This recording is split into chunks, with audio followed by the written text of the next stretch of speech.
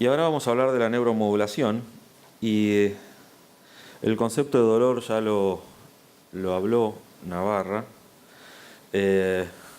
La Asociación Internacional para el Estudio del Dolor define al dolor como una experiencia sensorial y emocional desagradable asociada a un daño tisular actual o potencial o descrito en términos de dicho daño.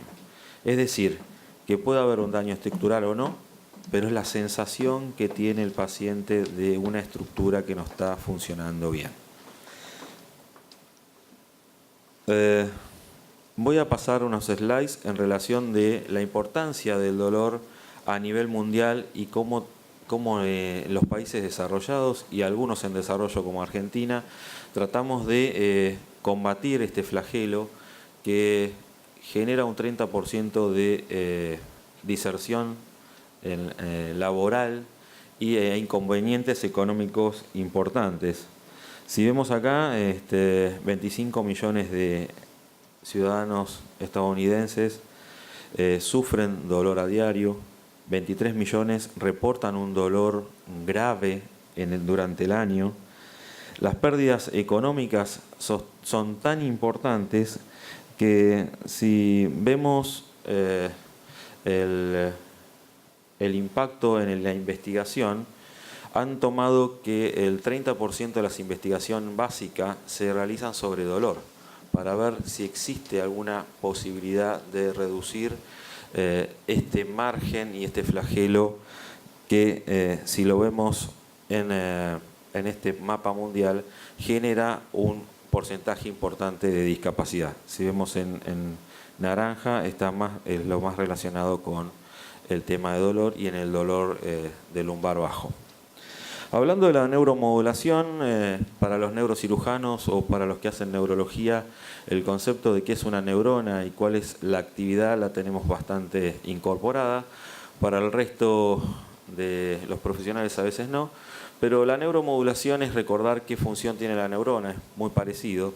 La neurona tiene una capacidad de transmisión eléctrica dentro de la neurona y una transmisión de información entre neuronas de origen químico.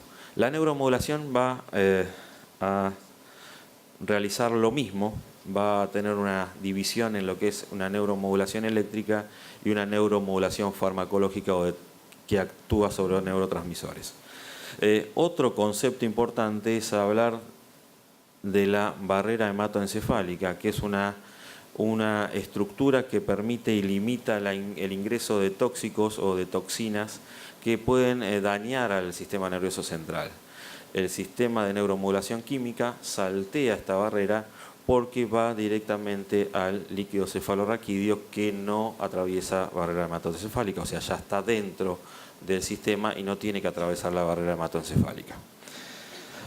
La neuromodulación es un concepto de aparición relativamente reciente que intenta concebir las modificaciones de la actividad del sistema nervioso sobre sistemas endógenos excitatorios y o inhibitorios mediante estímulos diversos, como hablamos, eléctricos o químicos.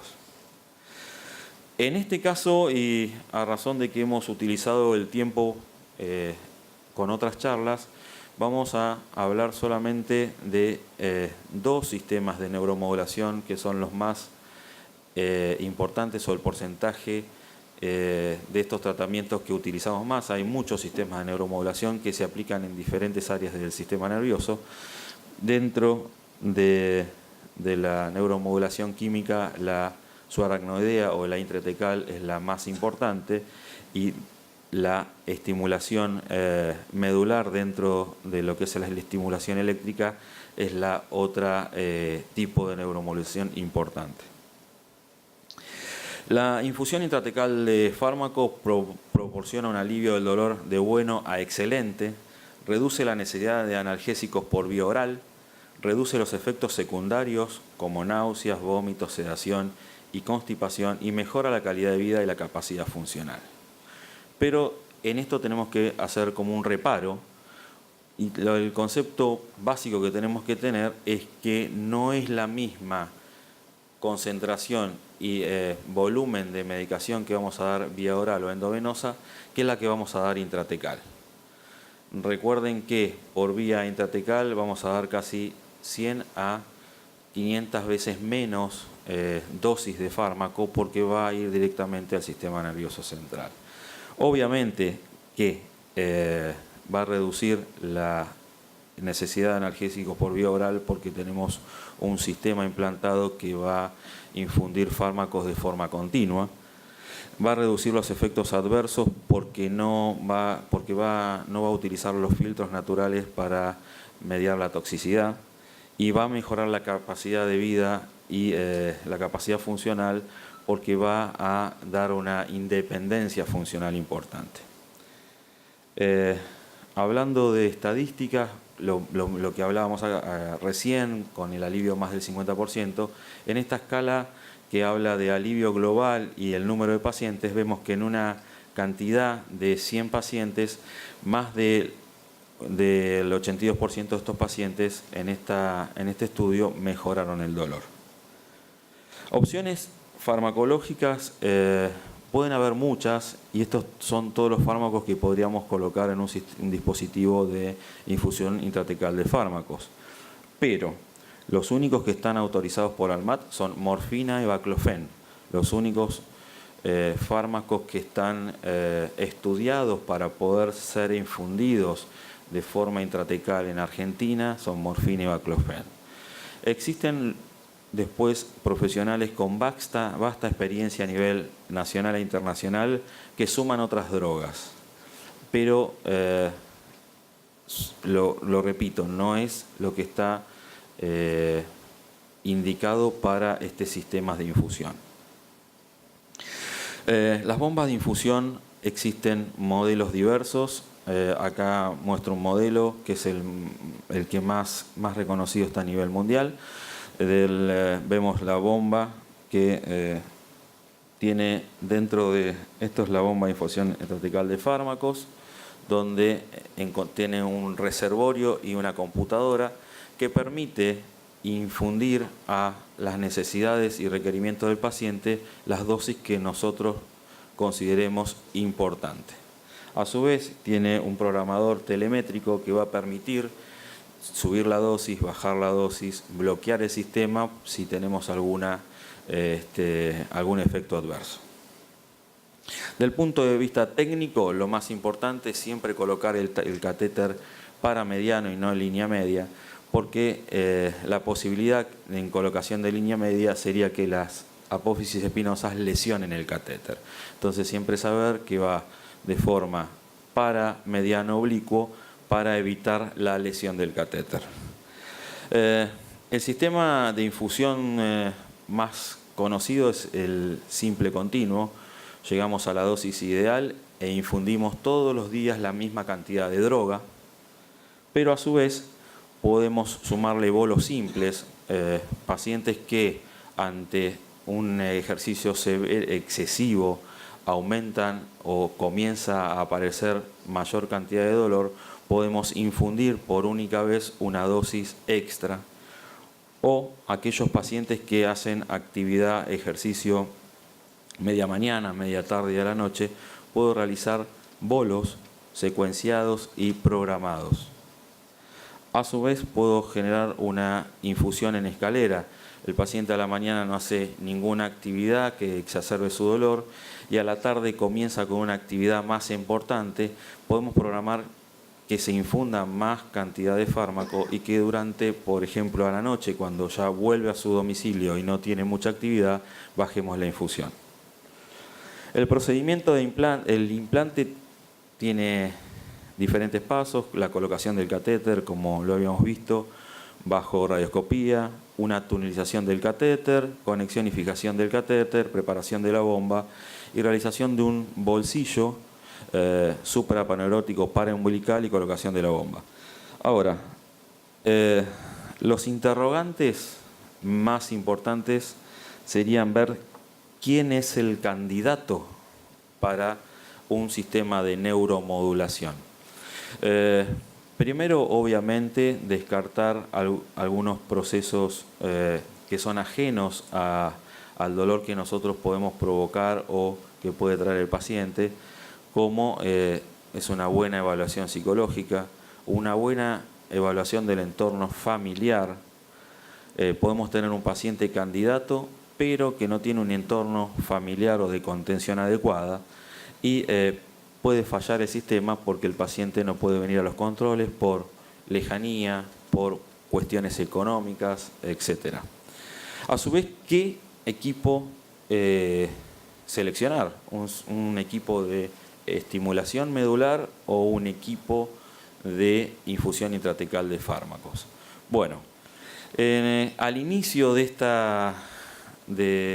este tipo de tratamientos en la década de los 90 era como que estaba dividido en dos grupos. Lo somático era infusión intratecal de fármacos y lo neuropático era estimulación medular.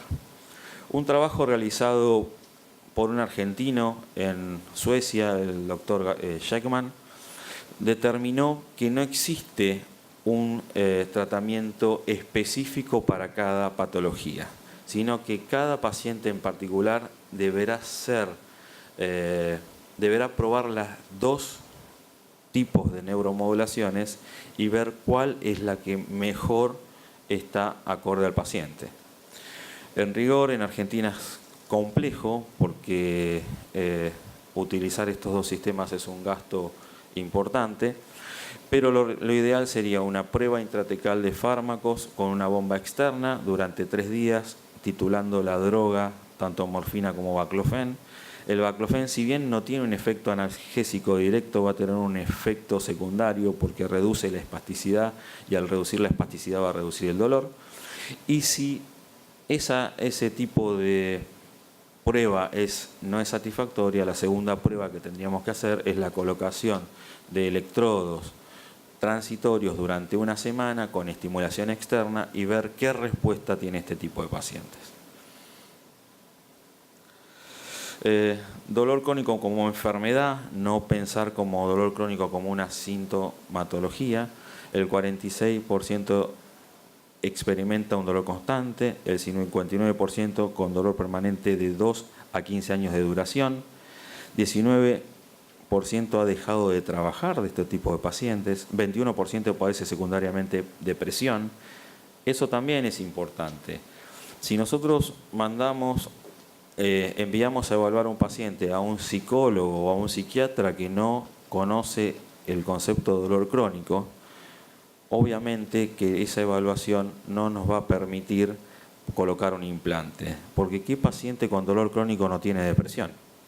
Ahora lo que hablamos es de depresión mayor, de cuadros de comorbilidad como pacientes bipolares, como pacientes con otras afectaciones psiquiátricas. Alteración de la calidad de vida. Obviamente estos pacientes tienen una alteración de calidad de vida. Ahora, lo que hablábamos antes, los criterios de selección de los pacientes. Pacientes que han sufrido dolor crónico durante más de 6 meses, pacientes que experimentan alivio insuficiente de dolor o poseen efectos secundarios e intolerables con tratamientos convencionales. No está indicado un procedimiento quirúrgico inicial ni intervenciones quirúrgicas adicionales. Tenemos pacientes que tienen mucha comorbilidad y no son posibles de poder realizar intervenciones convencionales de columna, y que no existan contraindicaciones para el implante. Obviamente muchos pacientes vienen con intoxicación y vienen acompañados de adicciones. Ver si no tienen cuadros psiquiátricos, como hablamos recientemente. Tomarnos el tiempo para pensar si este paciente va a ser candidato a un procedimiento de neuromodulación.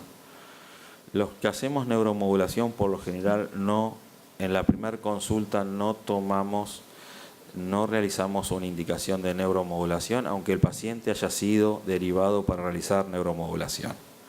Nos tomamos entre 2 a 3 intervenciones, porque hay que ver la dinámica del paciente, la dinámica del familiar y el paciente. Tenemos que ver qué respuesta tiene a nuestra intervención. Si yo el paciente lo veo por primera vez y lo cito en una semana y a la segunda semana falta, eso me está hablando de que no va a tener buena adherencia al tratamiento. ¿Por qué faltó? ¿Por problemas económicos o porque buscó no escuchó lo que él quería en la consulta? Es un paciente litigante que está buscando un segundo beneficio y no el beneficio de la neuromodulación. Tomarnos el tiempo porque ya es un paciente con patología crónica a resolver, pero para resolverlo de la forma adecuada hay que tratar de buscar el tiempo exacto. Obviamente trabajar en transdisciplina o interdisciplina y consultar con médico clínico, con psicología, con kinesiología, para ver si este paciente puede ser candidato. Obviamente hay que hacer un checklist y siempre hacer el mismo mecanismo de evaluación. Por más que tengamos años con neuromodulación y yo todavía sigo haciendo lo mismo, en la primera consulta no indico neuromodulación, me tomo el mismo tiempo siempre. Lo que hablábamos de esta escala de grises que hay en la neuromodulación, que podemos usar la espinal y la intratecal. Ahora, el dolor de cabeza también existe en la neuromodulación. No estamos ajenos a los problemas. Tenemos los mismos problemas que todos los cirujanos tenemos cuando realizamos procedimientos que no sean de neuromodulación. La radioscopía es importantísima usarla en el quirófano para la colocación de catéter, por más que uno tenga mucha experiencia. Esta es una migración a distal del catéter y esto va a permitir una mala infusión intratecal de fármacos porque precipita a distal y no tiene buen flujo en líquido cefalorraquídeo y no llega a nivel central. La fístula de líquido cefalorraquídeo, que puede ser por haber realizado una punción muy extensa y un desgarro de dura madre. El sistema se puede romper después de muchos años, por eso el control continuo y periódico del paciente es importante. Y las infecciones que pueden estar en este tipo de procedimientos donde uno tiene que ser cauto en el lugar de elección de dónde va a colocar el sistema, en qué institución va a colocar el sistema. Y lamentablemente a veces pensamos que estamos con un candidato a neuromodulación y por eso tomarnos el tiempo porque nos podemos topar con un paciente que, como hablaba hoy el doctor Sirna, un simulador y colocarle un sistema de neuromodulación a un simulador que nos daría otro dolor de cabeza. En conclusión, la neuromodulación es una terapia eficaz, reversible y de baja morbilidad en aquellos pacientes meticulosamente seleccionados. Bueno, tengo 2 minutos más que hablo de estimulación espinal. Hay algunas cosas que no las voy a repetir porque recién las charlamos.